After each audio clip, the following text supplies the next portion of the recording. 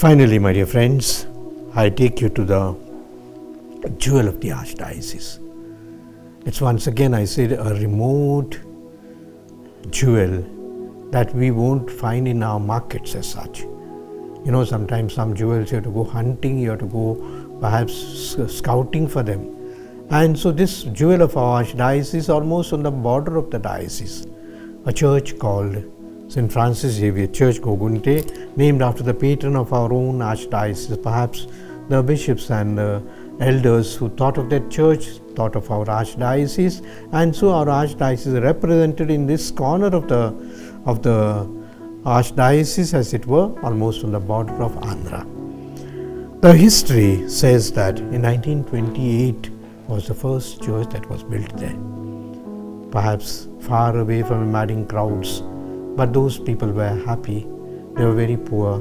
The farming also didn't produce much, but with their crops, with their a little livelihood they started, and the first church, as I said, was built in 1928. But later on, it grew up a little, and this happens to be the first church in the whole Taluka of Mulbagal, where there are many other churches now, and the priests from different places went for mass there earlier, perhaps once a month or maybe once a year, because it was such a remote area.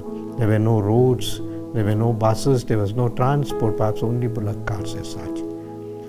But the new history of this particular place in Francis Xavier Church perhaps is revived again in 1977, when this portion of Kolar district was handed over to the missionaries of St. Francis de Sales, we call the MSFS fathers. And so about 7 or 8 parishes there, not parishes, mission stations, were given to them, and Gokunte happened to be one of them. But we have to remember that even in 1977, it was a remote area, no roads, no transport, no communications, no health facilities, no education. And so when the MSFS fathers took it, they were like all the missionaries, and the missionary endeavors that they have done in so many places, they took it seriously. And along with the St. Anne Sisters of Bangalore, they combined well. First of all, there was no school there, and they understood that the education is more important for the children, and you can imagine they took up a government school which was not running well. But the government school, when it was taken, the government said you can run the school, but you can't get the salary, you will not get the furniture, you will have to manage. That said, okay. And the MSFS fathers provided for the teachers, provided for the furniture, etc., and the school was started. Side by side, the sisters also started what's called a mobile clinic, going from place to place, village to village on the bullock cart with their little things, and that is how the first clinic started. And slowly, when the fathers came and they were interested, the government woke up, the roads were laid, there was no post office. The first post office came and the fathers came and took interest. There was also no hospital. The clinic was built, the school was updated, and also communication, the phone. The first bus came into the village after the fathers went. Besides these, what's called the social and the needs of the community as such, the fathers, MSFS fathers, and also the sisters together also took interest in the church, the catechism, the feasts, the devotions, and also the processions, as it were, that brought the people together. It's the whole day program for them. They started from morning, coming from their faraway places, gathered together and celebrated the feast as such. The catechism and the other catechetical works also improved a lot. And you can imagine there was occasions from this place. There are still priests for our Archdiocese and also the other congregations. There are more sisters who volunteered, and we can imagine a place that was so remote to have these missionaries who have come out. These are like the lotus flowers that come from the soil, as it were, and they are great for us. Besides, the MSFS fathers also took interest in a particular place what's called the place of pilgrimage, and they built a cross there. They put up a cross and the 14 stations of the cross, which were very much popular, a pilgrim center for the people.